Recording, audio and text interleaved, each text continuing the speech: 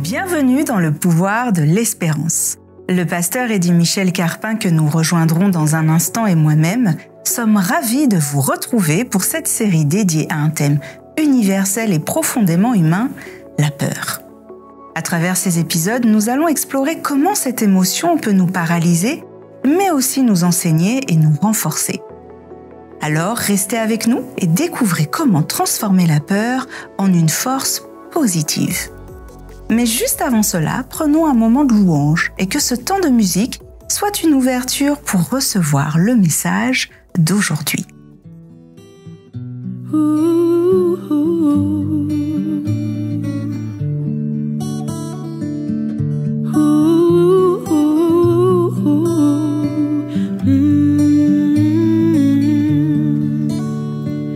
Quand je m'éloigne du rivage et je doute du lendemain, quand je pressens le naufrage, c'est ta main qui me soutient. Je trouve un refuge, ô Éternel, à l'ombre de tes ailes. Tu me délivres par ta puissance, ta présence mon assurance, et j'espère en toi. Oh, et j'espère en toi. Quand le son confus de ma voix se perd dans l'horizon, si mon cœur crie à toi, tu entends et tu réponds.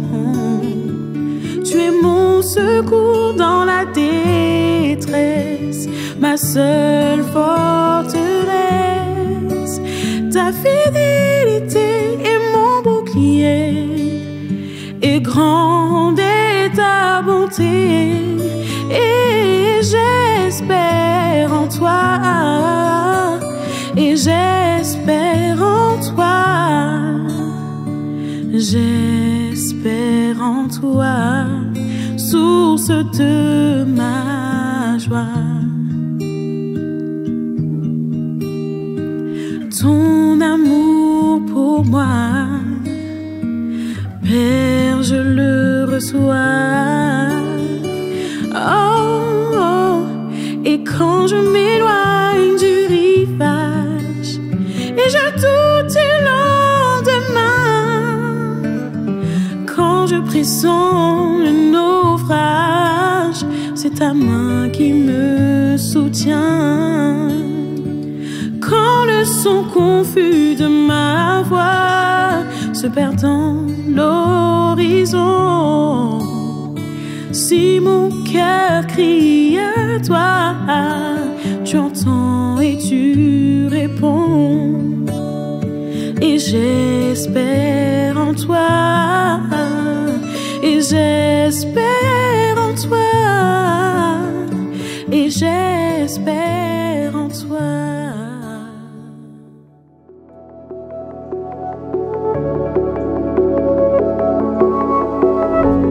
Le pouvoir de l'espérance d'aujourd'hui traite d'un sujet qui, je crois, profondément humain, la peur du manque. Avoir peur de manquer de quelque chose, donc manque matériel, mais aussi émotionnel, tous, je crois, on y a été confrontés, on a pu expérimenter cette peur.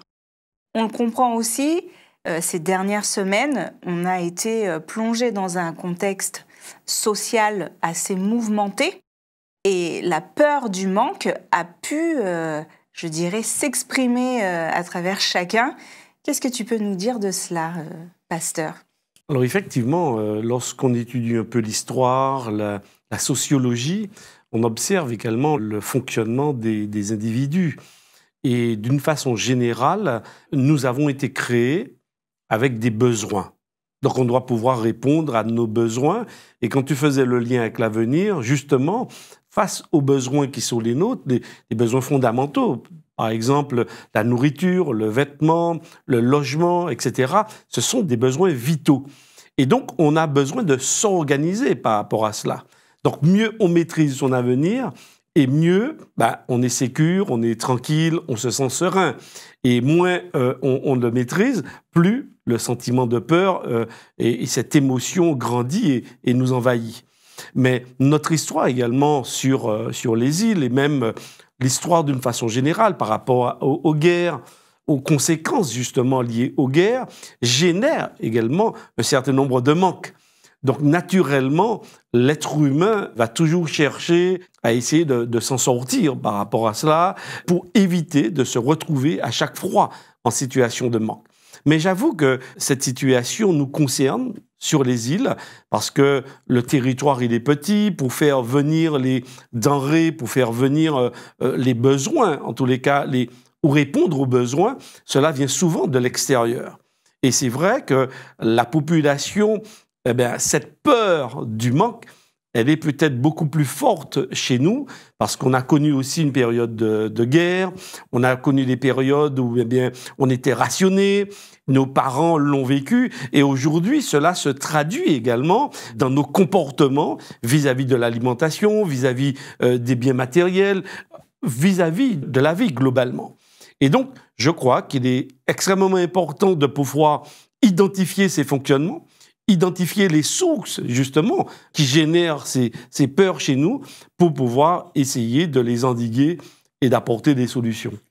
Alors justement, on a dit ces dernières semaines, on était dans une situation sociale assez mouvementée, assez intense. Et je crois, et certainement la première, ait pu céder à cette peur de manquer. De manquer effectivement soit... de nourriture ou d'autres choses. Et j'ai constaté que quand on a peur, et notamment de manquer, on a tendance à agir dans la précipitation. Je m'explique. Par exemple, quand on nous dit qu'il va y avoir une grève d'essence. De manière générale, on voit, on a tendance à tous se précipiter vers la station et remettre de l'essence. Même si on a le réservoir à moitié plein, voire un peu plus, on rajoute quand même le quart manquant, la moitié manquante, parce que ça nous rassure. Est-ce qu'on peut faire un lien avec le fait de manquer, d'avoir peur du coup de manquer et d'agir par précipitation, d'agir avec précipitation et du coup, à un moment peut-être d'être moins lucide, d'être moins rationnel. Alors, tu as tout à fait raison, parce que l'émotion qu'elle a peur, c'est-à-dire face à l'annonce d'une grève, ça va générer chez nous cette adrénaline qui va justement mettre et conditionner notre corps à réagir face à cette notion de peur, à l'événement qu'on identifie comme étant une peur. Et bien sûr, on ne réfléchit pas. Le corps est en mode réaction. Il faut agir pour répondre justement à cette peur. Donc, beaucoup peut-être aussi le savent et vont jouer sur cette peur pour que nous puissions enclencher les comportements liés aux différentes annonces. Donc effectivement, et on a observé parfois même il n'y avait pas de grève, mais on annonçait simplement cela et que toutes les stations soient prises d'assaut, mais en même temps le chiffre d'affaires de ces personnes va naturellement augmenter. Et on a vu des choses extrêmement délicates lors des grèves, c'est que des personnes mettaient le plein, et quand elles mettaient le plein, elles dépensaient simplement 5 €. Donc c'est à peine 3 litres, ou même 2 litres d'essence, en fait, qu'elles rajoutaient. Donc c'est vrai que ces comportements-là sont parfois imprévisibles, incontrôlés, mais irréfléchis. Parce que quelqu'un qui réfléchit et qui se pose, qui regarde son aiguille qui n'a pas bougé, en principe, elle ne va pas au dépôt d'essence. Et pourtant, on la retrouve dans la file. Donc, comme tu le dis si bien, oui, ça provoque parfois chez nous de drôles de réactions. D'où la nécessité de pouvoir identifier ces éléments qui vont générer justement cette peur pour les appréhender et nous permettre justement de garder ce self-control, cette intelligence, je dirais, émotionnelle, pour que nous puissions agir et adapter, je dirais, oui, davantage nos comportements. Avoir un comportement plus rationnel selon la situation. Tout à fait. Mais que nous dit la Bible? Tu disais justement, pour qu'on puisse identifier ce qui nous plonge dans cet état de peur de manque. Est-ce que la Bible nous aide à identifier déjà cette peur du manque, les mécanismes qu'on met en place pour pouvoir peut-être y échapper, et quelles clés elle nous offre pour, oui, la garder, je dirais, à distance, comme les précédentes peurs. Si on pouvait garder toutes les peurs à distance, ce serait merveilleux. Je sais que la Bible, jusqu'à présent, nous a donné les clés pour justement venir nous aider à combler un manque, puisque la peur du manque vient d'un vide que nous ressentons ou qu'on veut éviter. Et est-ce que la Bible nous offre une clé? Alors c'est vrai qu'il y a effectivement il y a plusieurs manques. D'accord? Peur de manquer nourriture, vêtements. Alors, il y a la célèbre pyramide de Maslow dont on parle par rapport aux besoins primaires, secondaires, tertiaires. C'est bien quand même de connaître un petit peu ces besoins, d'accord, en matière de nourriture, vêtements, le besoin de respirer, les besoins d'amour, de se sentir en sécurité, le besoin de pouvoir se réaliser, etc. Connaître ces différents besoins, c'est-à-dire les identifier pour savoir comment on réagit par rapport à cela. Mais si cette pyramide de Maslow n'est plus suffisante, on a des besoins, on estime avoir des besoins supplémentaires par rapport à cette pyramide de Maslow, et on se dit, moi j'ai peur de manquer de ça, pasteur, j'ai peur de, eh bien, comme pour la station essence, je sais que ma voiture a le plein d'essence, mais il y a une suspicion de grève et j'ai peur de manquer ne serait-ce que d'un quart d'essence pour pouvoir me rendre à mon travail, et avec toutes les conséquences après que ça peut engendrer.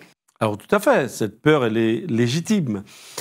Maintenant, la Bible, puisque tu voulais aussi que j'aborde cette notion au niveau de la réponse biblique, il y a un psaume que nous connaissons tous, en tous les cas les chrétiens, le monde judéo-chrétien, et lorsqu'on est tout jeune, quelle que soit la confession religieuse, en tous les cas, à partir du texte biblique, beaucoup connaissent ce texte. C'est le psaume 23. Les premières lignes du psaume 23 sont significatives. « L'Éternel est mon berger et je ne manquerai de rien ». C'est très intéressant que la première ligne de ce psaume nous aborde et réponde à la question du manque. « Manquerai de rien ». En effet, dans l'image qui est proposée ici, celle du berger avec son troupeau, etc., ce berger qui doit prendre soin de ses brebis, elle est significative dans la façon dont Dieu envisage la relation avec l'humain. Il se présente comme étant le bon berger, c'est-à-dire celui dont dépend la survie des brebis. Parce qu'une brebis, en fait, lorsqu'elle se réveille, elle n'ouvre pas le parc à moutons. Elle ne sort pas toute seule. D'accord? Elle a besoin de quelqu'un pour pouvoir subvenir, répondre à ses besoins. Et Dieu se présente exactement comme cela dans ce texte du psaume 23, verset 1. « Je suis l'Éternel ton Dieu, je suis ton bon berger. » Et de la même manière que tu peux observer, voir comment un berger prend soin de ses brebis, de la même manière, moi, je prendrai soin de toi en toutes circonstances.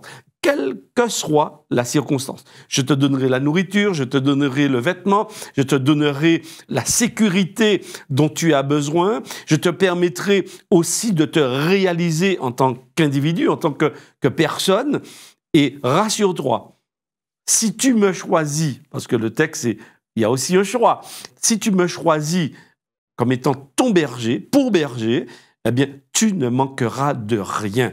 Alors, bien sûr, certains me diront, oui, mais il y a bon nombre de chrétiens qui souffrent de faim, bon nombre de chrétiens qui ont des manques. Et qui ont choisi. Et qui ont choisi Dieu comme berger. Alors, c'est vrai qu'il faut avoir un regard beaucoup plus large que celui-là, parce que, en fait, et j'ai déjà eu l'occasion un peu de le dire, Dieu ne travaille pas seulement de façon, je dirais, verticale, c'est-à-dire lui et moi. Oui, il y a des besoins que seul Dieu répond de façon directe dans la relation verticale, lui et moi. Mais il y a des besoins que Dieu veut réaliser et Dieu veut nous combler justement par rapport à cela dans le lien horizontal. Je reviens un peu par rapport à la question des grèves, par rapport au prix, par rapport aux situations économiques, etc. De façon horizontale, Dieu a fait en sorte qu'il y ait sur la planète Terre un certain nombre de ressources. Et ces ressources sont censées répondre aux besoins de l'humanité. Malheureusement, très peu de personnes ont réquisitionné ces ressources et gèrent ces ressources pour l'ensemble de la planète. Et à partir de ce moment, la loi économique, c'est qu'on répond en fonction de la demande. Donc on ferme un peu le robinet pour que la demande augmente et que par là même, le prix aussi augmente. Et par conséquent, la peur du manque augmente. Et la peur du manque va augmenter. Donc on est vraiment dans un circuit économique. Mais quand on regarde dans l'absolu, il y a des richesses. C'est-à-dire que si on accepte de moins gagner sur sa marge bénéficiaire, on peut faire en sorte que le maximum de personnes puissent répondre à leurs besoins fondamentaux. D'accord? Mais ce n'est pas le cas aujourd'hui. Il y a un véritable déséquilibre. Donc, c'est vrai qu'on pourrait se dire, et je l'ai dit tout à l'heure, oui, il y a des gens qui aiment Dieu, qui ont choisi Dieu comme étant leur berger, mais qui souffrent. Mais elles ne souffrent pas par rapport à Dieu. Elles souffrent justement par rapport au lien horizontal qui est dysfonctionnel. Et ce lien horizontal, parce que Dieu souhaitait que les hommes puissent fonctionner de façon, je dirais, objective, de façon aimante dans leurs relations les uns avec les autres. Mais malheureusement, là je parle peut-être un petit peu d'un rêve, mais en tous les cas, c'est une vraie réalité. Et donc, ces personnes-là, néanmoins, et ça je le crois, parce que j'ai vécu aussi un certain nombre d'expériences avec Dieu à ce sujet, même lorsqu'on peut être, on n'a pas d'argent, on se retrouve dans un besoin alimentaire, par exemple. Moi, je me suis retrouvé, nous étions étudiants à l'époque, mon épouse et moi-même. Quand on s'est réveillé le matin, nous avons trouvé une super corbeille alimentaire devant notre porte. Alors, est-ce que tu es en train de nous dire, pasteur, que la peur du manque, c'est humain, c'est normal? Et notamment dans le contexte économique dans lequel on vit aujourd'hui, eh bien, cette peur, elle peut être exacerbée. Maintenant, pour la dépasser, il suffirait d'expérimenter avec Dieu. Oui, en fait, c'est bien cela, Florine. D'ailleurs, quand je vais dans le Nouveau Testament, Matthieu chapitre 6, voici ce qui est dit. C'est pourquoi, au verset 25, je vous dis, ne vous inquiétez pas pour votre vie de ce que vous mangerez, ni pour votre corps de quoi vous serez vêtus. Donc, les besoins fondamentaux, hein, la nourriture, le vêtement, et il est question de s'inquiéter. L'inquiétude génère aussi, bien sûr, la peur. N'ayez pas peur pour votre nourriture, pour votre vêtement. N'ayez pas peur pour votre lendemain. La Bible nous l'a dit. Comment faire? Qu'est-ce que tu pourrais dire à celle ou celui qui aujourd'hui, pour terminer les fins de mois, c'est compliqué, ne sait pas s'il pourra faire un caddie de course, justement pour terminer ce mois, parce que là on lui dit, expérimente avec Dieu. Oui. Ça semble très très simple. Oui, tout à fait. Et pour celui qui peut-être ne mange pas 3 repas par jour et qui, à la fin du mois, peut-être ne mangera pas du tout. Comment faire pour qu'il dépasse cette peur et justement que son caddie puisse peut-être se remplir par la même occasion? Tout à fait. Alors, permets-moi juste de lire ce texte et je vais apporter en tous les cas des éléments de réflexion. Matthieu chapitre 6, le verset 33. La Bible me dit « Ne vous inquiétez pas parce que votre Père céleste sait que vous en avez besoin. Cherchez premièrement le royaume de Dieu et sa justice, et toutes ces choses vous seront données par-dessus. » Ça veut dire que ici, Jésus nous invite à avoir une priorité dans la vie et à apprendre à dépendre de Dieu. Lorsque nous apprenons à dépendre de Dieu, Dieu c'est vrai, met des personnes autour de nous pour nous aider à nous en sortir. Par exemple, tu me dis que celui qui, aujourd'hui, est en difficulté, il n'arrive pas à joindre les deux bouts. Mais il y a aussi des gens autour de lui qui pourraient l'aider à mieux faire son budget. Dieu ne viendra pas en personne pour l'aider à faire son budget. Mais Dieu a besoin de toi, de moi, des amis téléspectateurs, pour que nous puissions aussi être attentifs que Dieu ne l'est, d'accord, vis-à-vis des besoins de ses propres enfants, de nous, mais aussi de ceux qui sont autour de nous. Et donc Dieu veut créer une véritable dynamique au niveau de la relation humaine, parce que en créant cette relation dynamique, je dirais de façon horizontale, nous maintenons aussi une relation horizontale avec Dieu.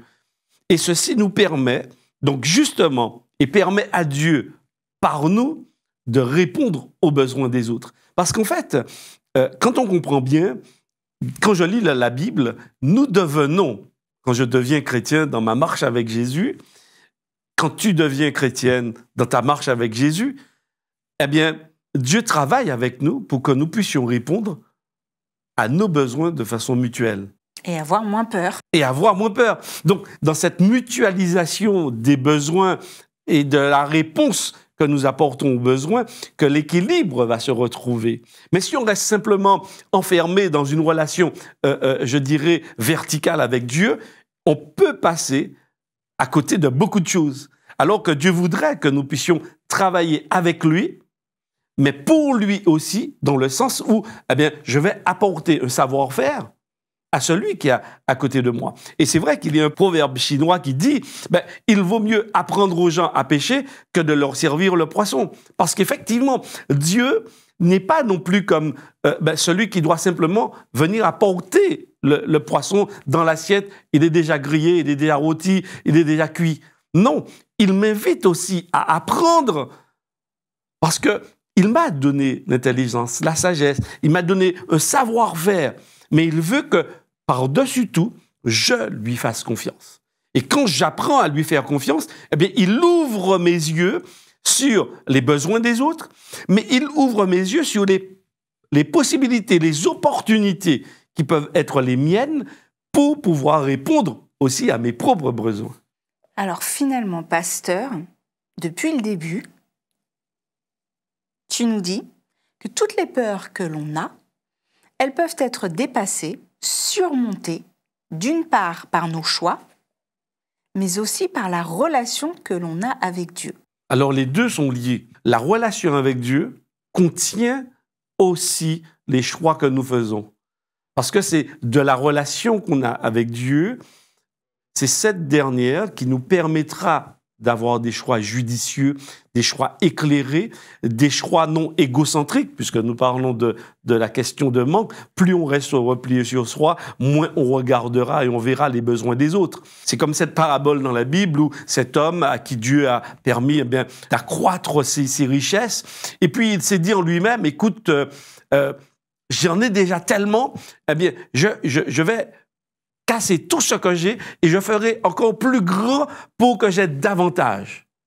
Dieu lui dit, cette nuit même, ton âme te sera redemandée. C'est-à-dire que tout le potentiel que je mets entre tes mains, mais tu n'as pas compris pourquoi je t'ai mis ce potentiel. Je ne t'ai pas mis pour ton orgueil, pour ton ego, pour satisfaire simplement à tes besoins. Je t'ai mis là aussi pour répondre aux besoins des autres. Mais cet homme, il était focalisé sur lui-même. Donc paradoxalement, j'ai peur du manque, mais si je suis abondante avec les autres, eh bien cette peur, je vais la dépasser, je vais la surmonter.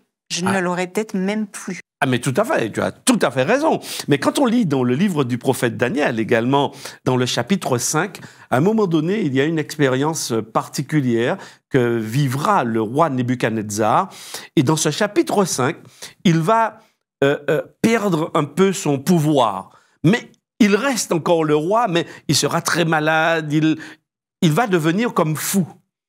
Et là, Dieu va l'interpeller. Et Dieu va lui dire, tu sais, je suis Dieu, mais je t'ai placé, toi, Nebuchadnezzar, en domination sur la terre entière. Mais je t'ai mis non pas pour les asservir, mais pour répondre à leurs besoins. Et il va utiliser l'image d'un arbre. Un arbre qui abrite les habitants de la terre. Les oiseaux viennent, etc. Et on voit la dynamique, on trouve l'image. L'image de Dieu, c'est véritablement de nous faire comprendre, mais quel est notre rôle? Pourquoi nous sommes là? On n'est pas là simplement pour nous.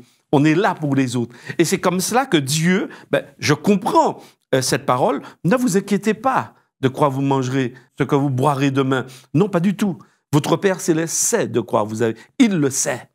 Mais dans cette dynamique, eh bien, il me permet de développer des outils pour répondre à mes besoins, mais répondre aussi aux besoins des autres. Pasteur, l'émission touche à sa fin.